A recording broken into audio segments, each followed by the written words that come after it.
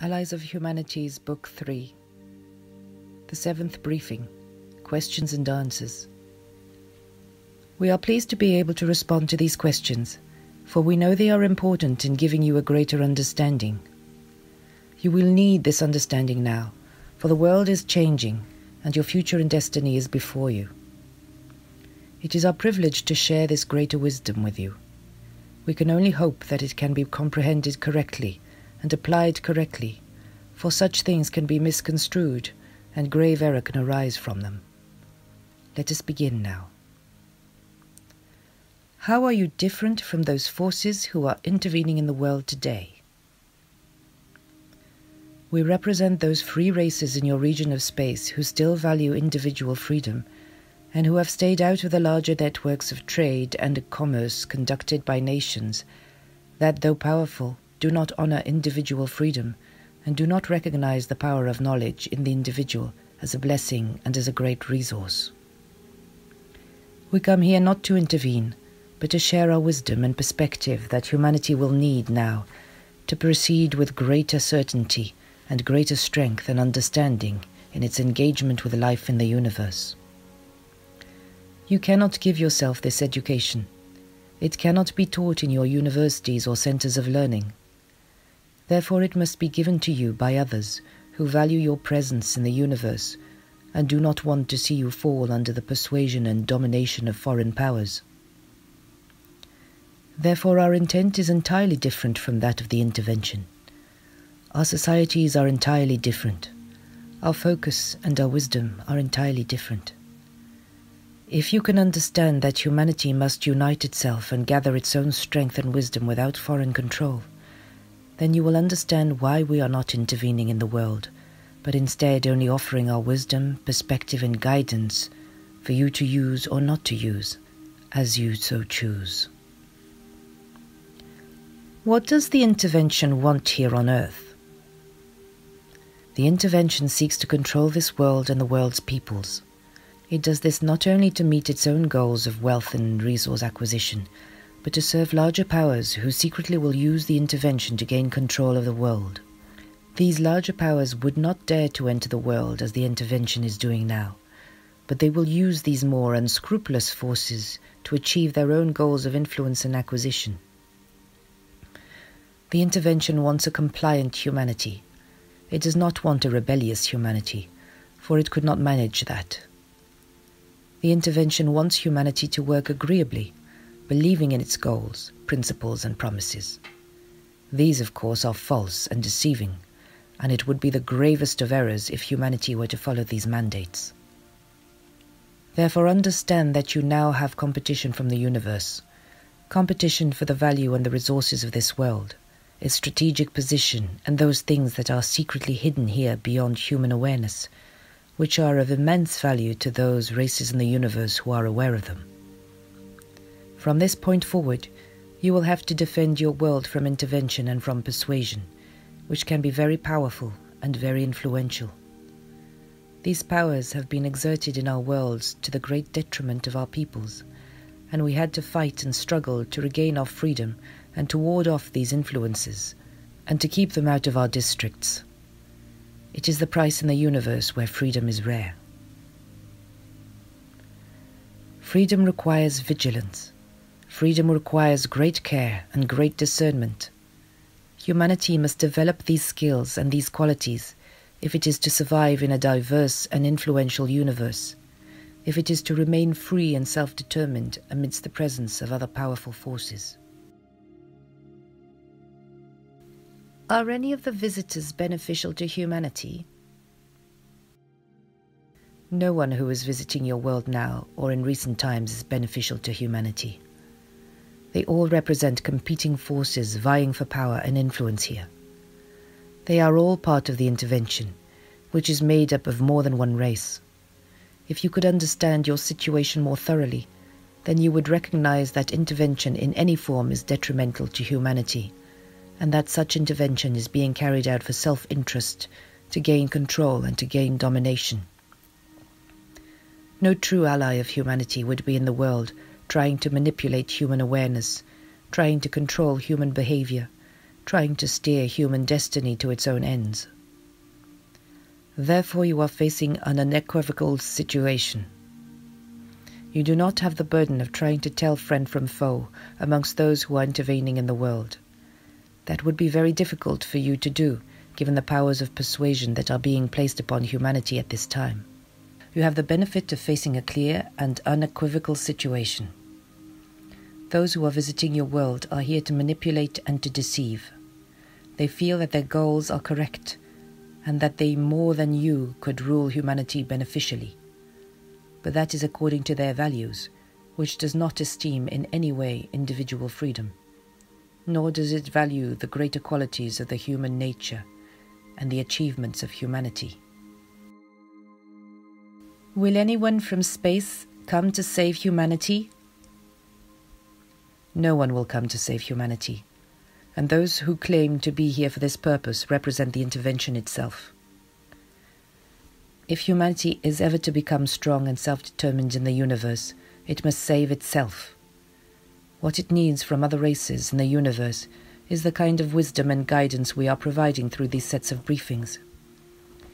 This is what any other society in the universe who cares about humanity's future and freedom could give in a world where a divided humanity is struggling with itself, despoiling its world and undermining the three basic achievements that are necessary for freedom: unity, self-sufficiency and discretion. Do not think that others will come here to save humanity, for they will come here to save the world for themselves, and humanity will be but a resource they will use to achieve their own goals. Do not be foolish and naive. Do not think that other races would expend the energy and invest themselves to such a great degree just to assure your freedom, for such an investment must be for their own purposes.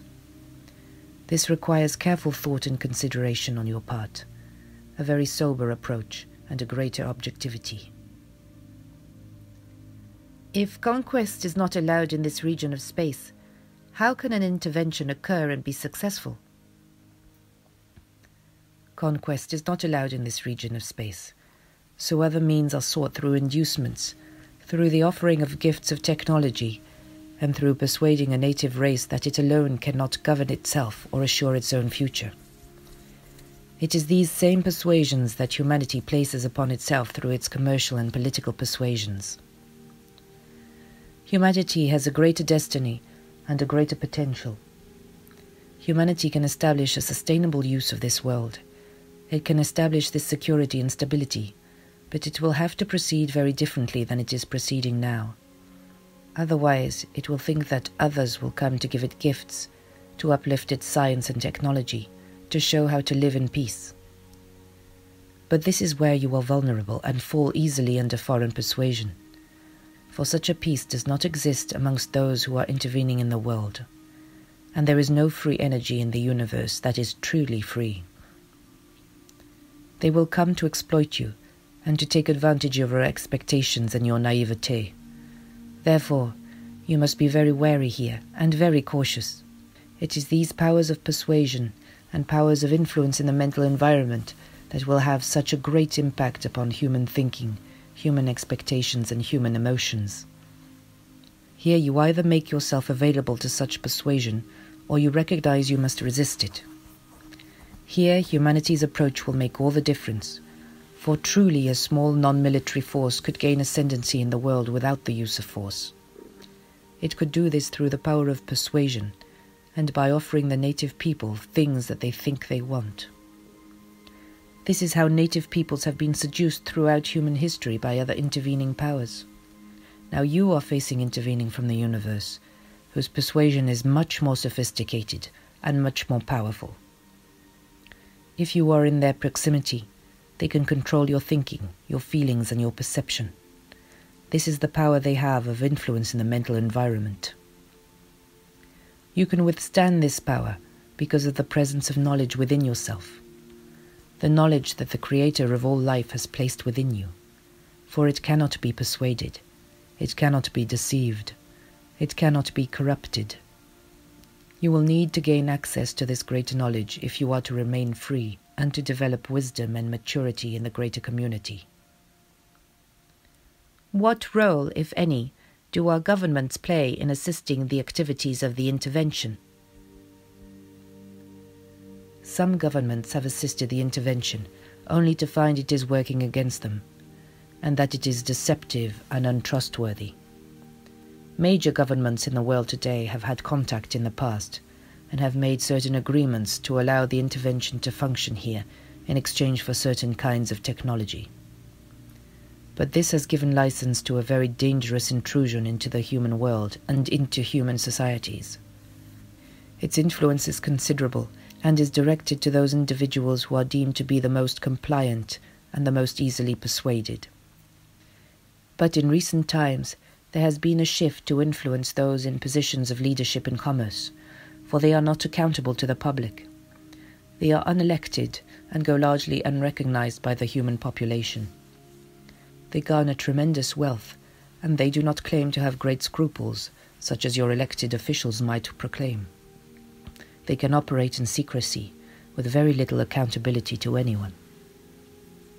There has been a change, therefore, in the intervention's emphasis to move towards individuals in positions of leadership in commerce, particularly regarding resource acquisition and distribution. For these individuals hold great power in these arenas and are far more easily persuaded. Your people know not of what is occurring in your midst. Are any of the world's governments resisting the intervention? Yes, the United States and Russia are resisting the intervention. That is one of the reasons they have ceased their competition that was so destructive over many decades. They are more cooperative now, for they realize they need one another to be successful in offsetting the impacts and the persuasion that is being cast upon humanity. There are smaller governments assisting now, but primarily it is these two greater powers that hold such great military strength and persuasion in the world. It is they who have fallen under alien deception, and it is they who have now turned against the intervention. That is why our contact on Earth, Marshal V. and Summers, can receive this information and can receive our briefings and counsel without fear of government suppression. He is being watched, we are sure, though we cannot tell to what extent.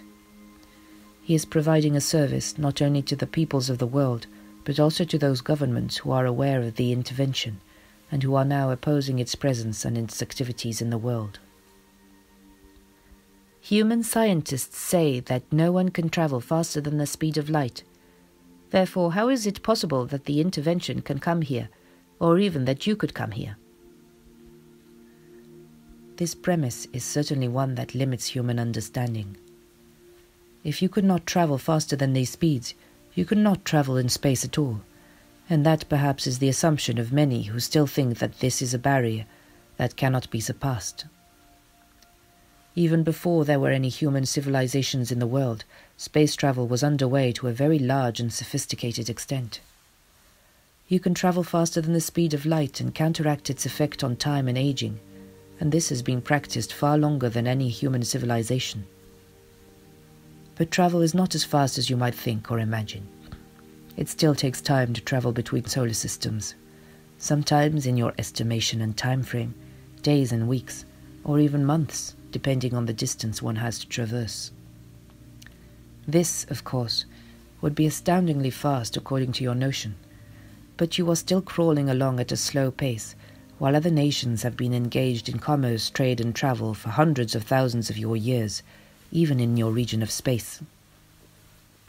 You do not live in some newly developed part of the universe. There has been a long history in this region, longer even than we can account for, a history of early war, conquest and conflict.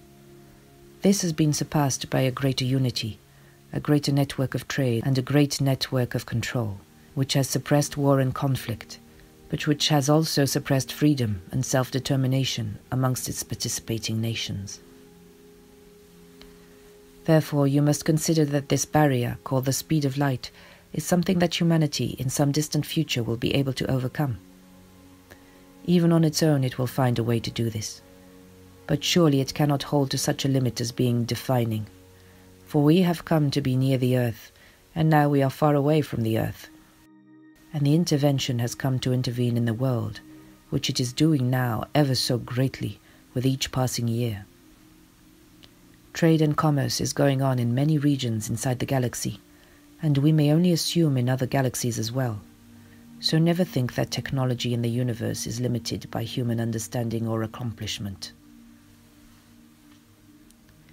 When will humanity be able to travel outside the solar system?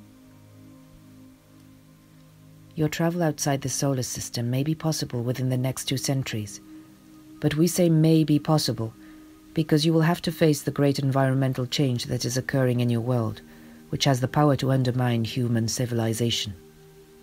And you also have to face the consequences of intervention in your world, which could usurp human authority here and place humanity under foreign control and domination. Either of these 2 events could alter the course of human destiny thoroughly, could stifle and control humanity's accomplishment and its destiny as a free and self-determined people in the universe. Therefore, there are great dangers facing you now, and that is why our briefings are so important, and why we have been called by greater spiritual powers to come to the earth to deliver our messages to a worthy world and a worthy people. You speak of individual freedom being rare in the universe. Why is this so? Freedom is difficult to cultivate. It can be unruly and disorganized. It can lead to dangerous individual assertions. It can have disastrous consequences if it is not governed wisely and conscientiously. It is far easier for nations to exert control and to establish authority over their peoples and societies. That is why most nations choose this easier and more expedient path, even though it leads to a far less productive and creative outcome. Freedom is difficult to cultivate even on an individual level. It requires responsibility. It requires awareness. It requires wise governance and counsel. It requires a wise leadership and a willing and educated population. These things are all very challenging to establish, and that is why many nations choose the alternative route to stability. We believe, however, that the path of individual freedom leads to a stronger nation and to greater creativity and accomplishments amongst its citizens for the benefit of all. We believe that repressive societies, though they may be common in the universe, do not have this creativity and cannot benefit from the wisdom and the greater purpose that each person carries. Thus their achievements are limited and they tend to copy one another, for they are not creative. New technology, new wisdom, and new ways of creative social governance are not established in these nations. They are conservative, and they resist progressive thinking and progressive accomplishments. Here, humanity must see that it has one of 2 pathways to follow in establishing greater security and stability in the world. It will either create a repressive regime that will enforce order and stifle the creativity and freedom of individuals, or it will choose the more difficult path of establishing a freer, more creative and more productive society. It is our hope and wish that humanity will choose the path of freedom and build the freedom that it has already established in many parts of the world. It has, of course, a long way to go in doing this, and it is not an easy task. But now, with the prospect of diminishing resources in the world and the presence of intervening, manipulative forces, humanity faces a great challenge in this regard. You can never take your freedom for granted in the universe. Freedom is a privilege and not merely a right. It must be built with strength and wisdom, and it must be protected with vigilance always. If you were caught by the intervention, what would happen to you, and would there be consequences for your world? If we were to be caught by the intervening forces, we would be tortured and exposed to cruel punishment to extract from us any information that we might have. Our homeworlds would be discerned, and great external pressure would be brought to bear upon the leaders of our nations regarding our presence and influence here in the world. For our worlds have established agreements of non-interference in regions outside of our own, and this is what gives us our autonomy, an autonomy that is always fragile and under scrutiny for the possibility of revision. According to our agreements, we are not allowed to be in the vicinity of your world giving such counsel, even if we are not directly intervening. But we are nearby, and our purpose is noble and worthy and guided by a greater source. So certainly we would be tortured and destroyed, those of us who are gathered for this purpose.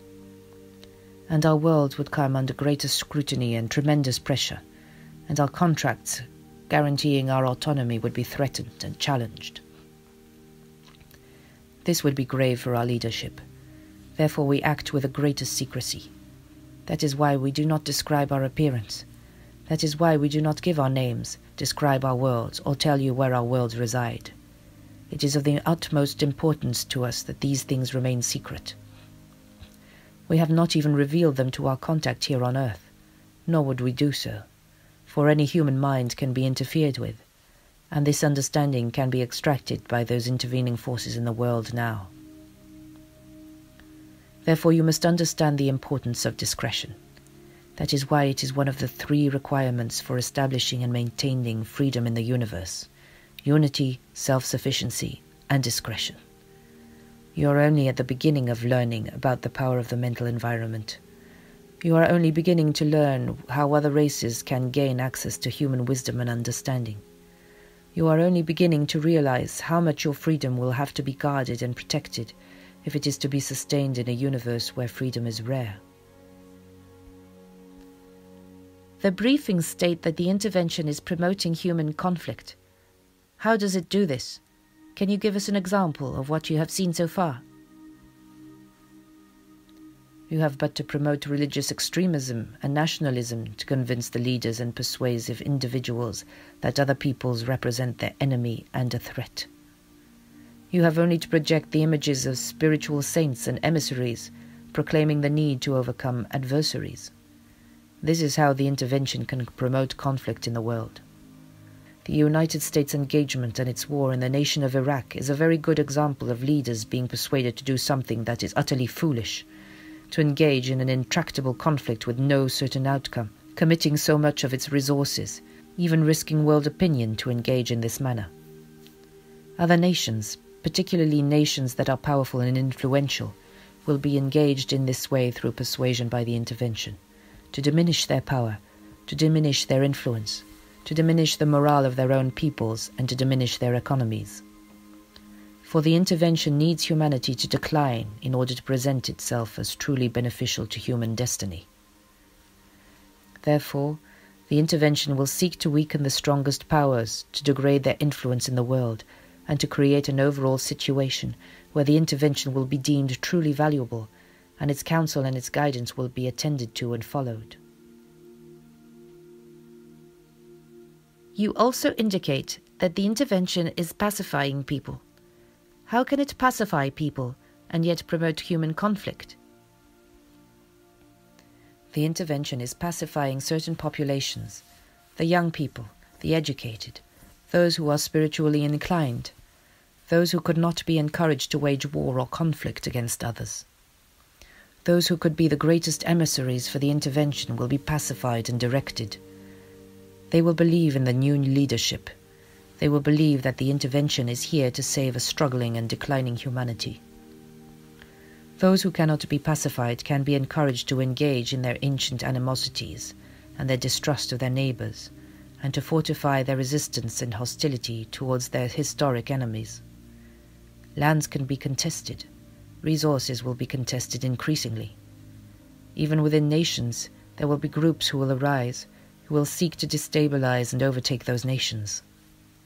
Many groups will be governed by religious ideology, governed not only by the defaults of human nature, but also by the influence and guidance exerted by the intervention itself. Is the intervention manipulating food production or any other industries here on Earth? The intervention does not need to manipulate food production, as it is declining as a result of humanity's impact on your own environment. Other industries, such as the military industries that supply and support military efforts and military adventures, these are certainly being encouraged. There are forces encouraging human conflict. This represents the impact of the intervention. While there is an incentive for peace, there is also an incentive for conquest. That is why many nations are building their military capacity. At least they were when we were last in the vicinity of your world, and we must assume that this is continuing. This is not only the result of human mistrust and human fear, it also represents the impact of the intervention. The intervention is not threatened by your weapons. Only nuclear power and nuclear weapons threaten its existence here, and these things cannot be used without great consequence to the welfare and to the future of humanity. The intervention is using power in the mental environment, the powers of persuasion, powers which humanity is only beginning to discern and to understand.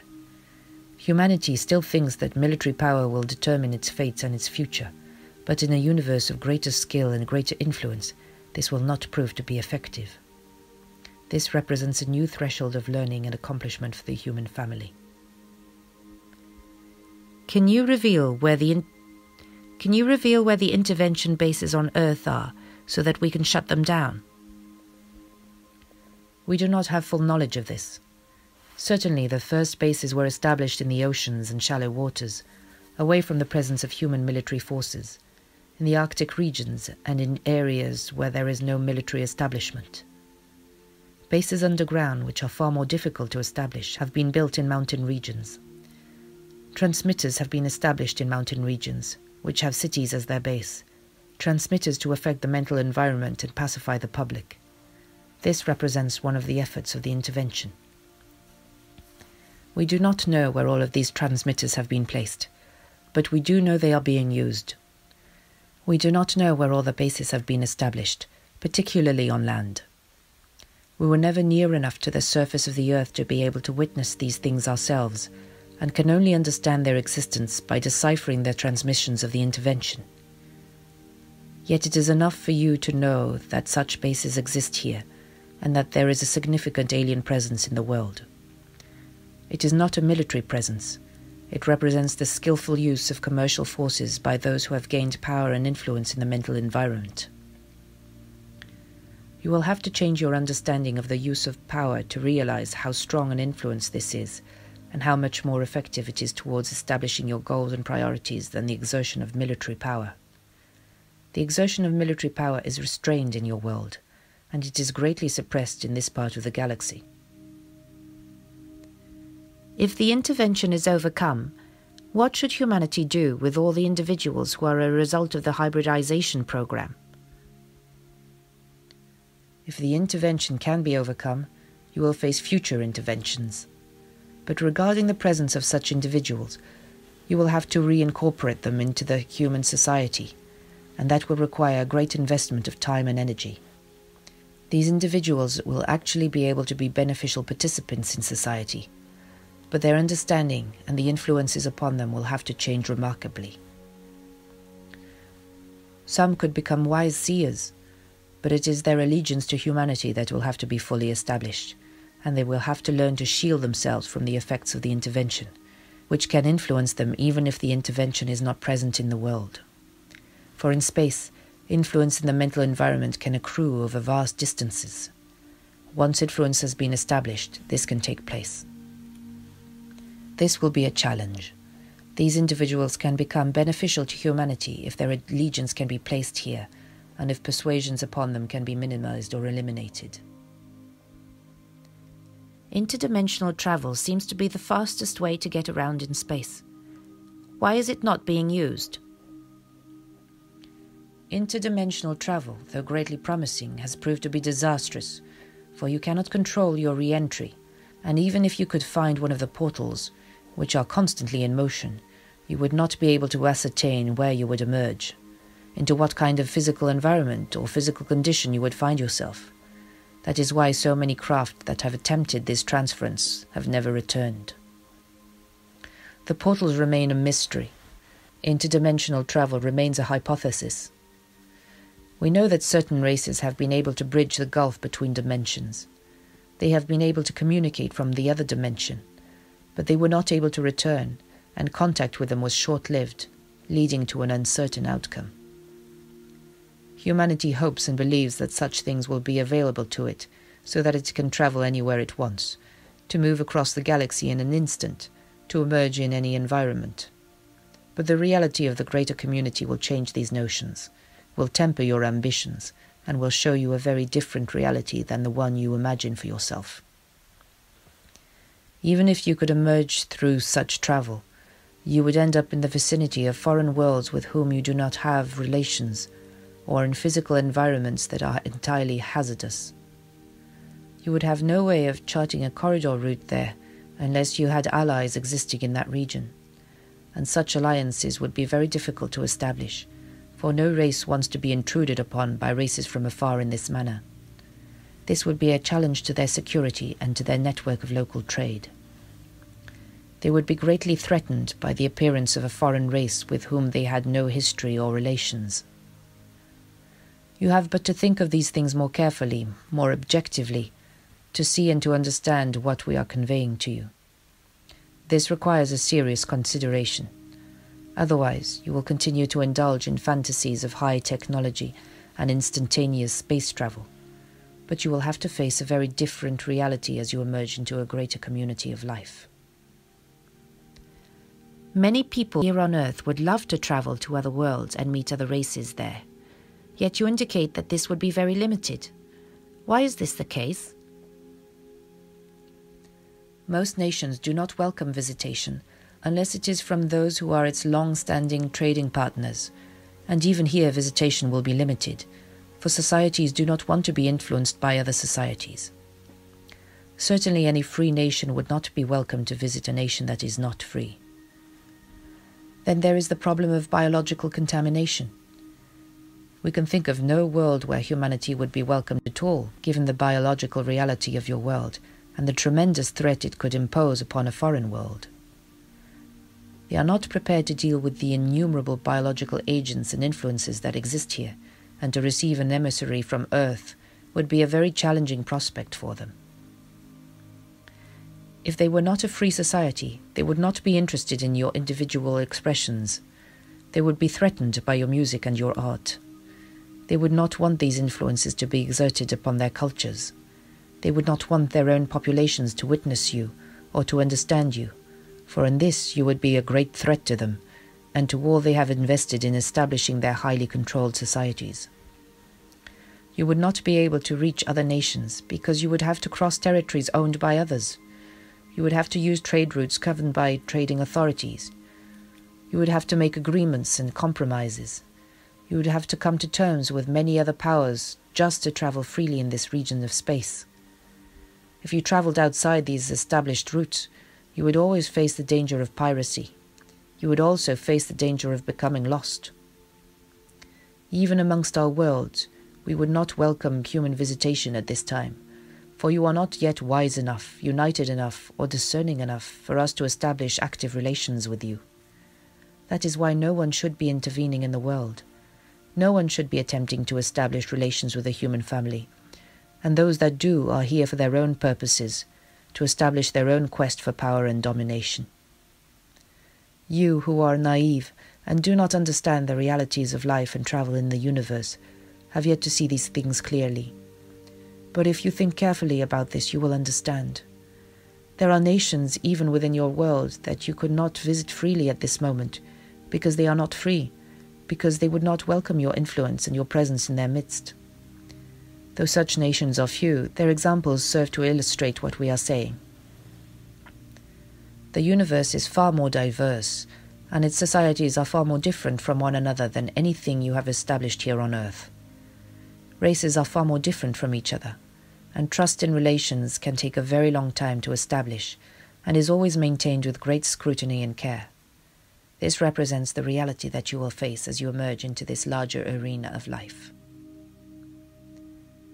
It appears very likely that we will run out of at least some of our essential resources in the near future. How can human civilization continue if we do not receive technology and assistance from our neighbors in space? If you seek to gain technology and assistance, you will be drawn into the persuasions, requirements, and the commercial trade networks of other nations. They will limit your freedom. They will limit what you can do here on Earth. They will influence the kind of societies you will create in the future, and will greatly limit the freedom allowed your citizens. You would give up so much for this technology and assistance. You do not yet realize what a great loss this would be, and how much humanity would lose in the exchange. You have enough here on Earth if humanity will govern itself wisely, and if nations will cooperate sufficiently to preserve the resources of the world and to use them in a sustainable manner.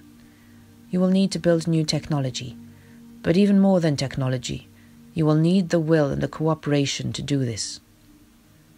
Over time, humanity will have to find beneficial and humane ways of limiting its population and limiting its consumption. It would be a very different world than the world you live in today, which is based upon the desire and the expectation of endless growth and expansion. To be self-sufficient is one of the requirements for freedom. For humanity to be self-sufficient in this world would require a very different creation of society and a very different set of priorities for your leaders and your citizens. What will bring about this great change but necessity itself? You are facing great change in the world, great environmental change, great change that all advancing technological societies have had to face or will have to face inevitably in their evolution. It is how you recognize and prepare for this, how you respond to this, and what kind of society you build, whether it be free or repressive, that will determine the future of human existence in this world.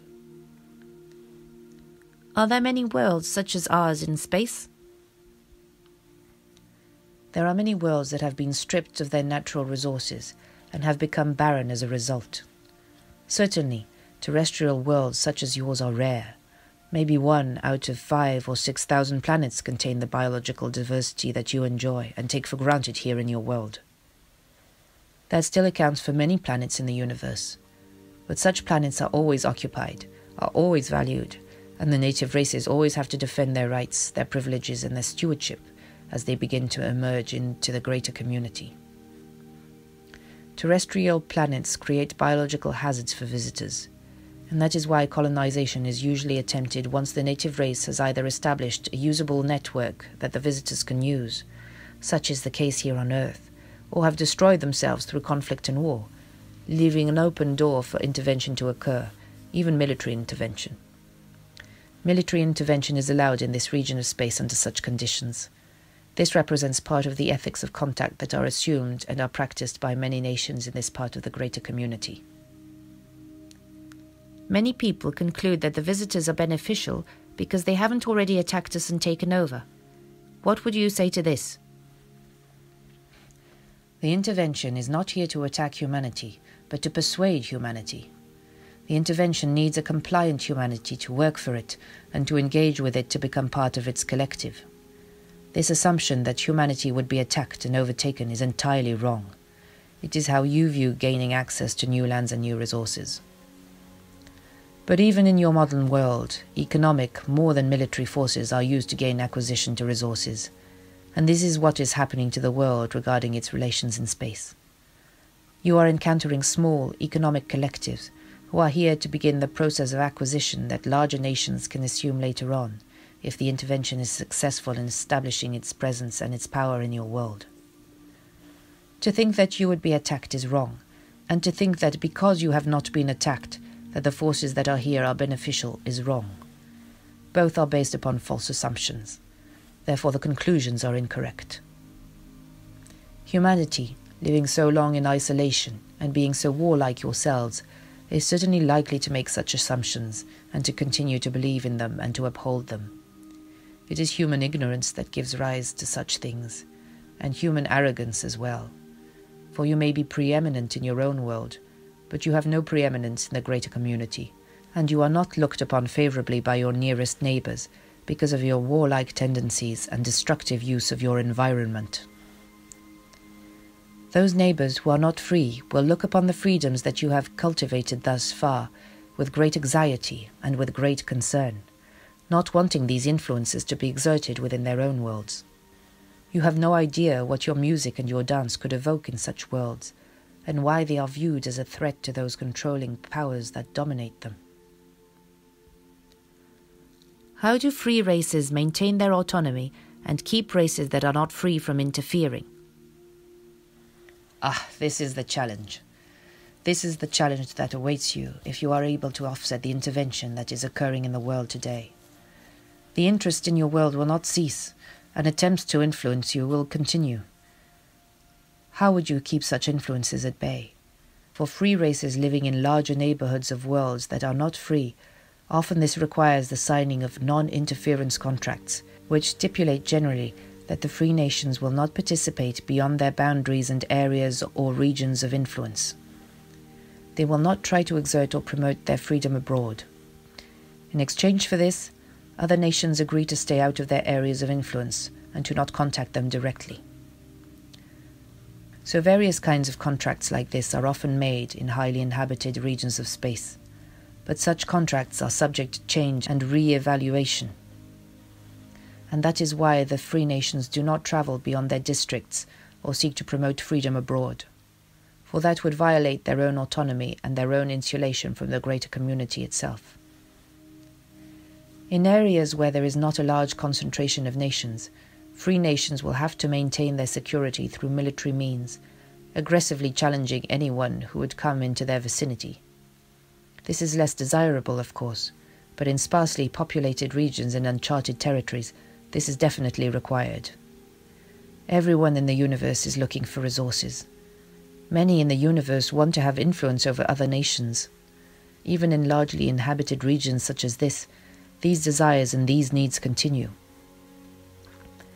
Therefore, it is a tenuous balance that a free nation or a group of free nations must establish in order to keep the greater community out of their territories and to prevent the kind of intervention that is occurring in the world today. Humanity still thinks the universe is a great empty place awaiting exploration, awaiting colonization, with infinite resources there for the taking, if only humanity can establish sufficient technology to gain access to them. Yet these assumptions all stem from your isolation and your profound ignorance about the nature of life, commerce, and interactions in the greater community. We understand this, and we do not condemn you for it, for we too had many of the same assumptions before contact with the greater community began for us, before intervention was attempted in our worlds. Since then, we have established greater autonomy, but it must be guarded carefully, both in the physical environment and in the mental environment. Other nations employ seers who try to see into our worlds, to see what kind of technology we are producing, and to see where our power and our weakness reside. We must offset these intrusions in the mental environment with seers of our own, who are guided by knowledge, who would obstruct this kind of intervention in the mental environment. This is all a new frontier to you, and to human science and to human religion. Power in the mental environment in many ways can be equivalent to power in the physical environment, and the dangers and defenses that must be established here are significant. This is the price of freedom in the universe: constant vigilance, constant care, and great responsibility. You keep mentioning that knowledge is the most powerful force in the universe. How can that be true when there are so many other powerful forces to deal with? Knowledge represents the power to see, to know, and to act with certainty. It also represents the power to resist persuasion, deception, and influence in the mental environment. The individual or the nation that has this strength has the power to resist intervention and to comprehend the intentions and the activities of other nations who might be threatening to its freedom or existence. It is the ultimate form of intelligence, you see, and seers who are guided by knowledge are more powerful than seers who are not. Here you are able to discern the future and future events before they happen, with varying degrees of accuracy. Here you are able to discern the intentions of others and the capabilities of others without the use of technology. Here you can pretend to be weak when in fact you are really strong. Here you can appear to be non-aggressive when in fact you can be incisive in your inquiries. Here you can be well protected and well defended without requiring a great military force or infrastructure. Here you can make wise decisions regarding your relations with other nations, even if their intentions are questionable or uncertain. Here you can engage in diplomacy with other nations with far more certainty than you would have otherwise. It is this power and this knowledge that humanity will need if it is to gain the strength and commitment to establish greater unity amongst its nations and the wise, sustaining use of the world. This will overcome greed and avarice. This will overcome competition, conflict, and war. This will overcome grievance and hatred and inequality. That is why knowledge is the greatest power in the universe.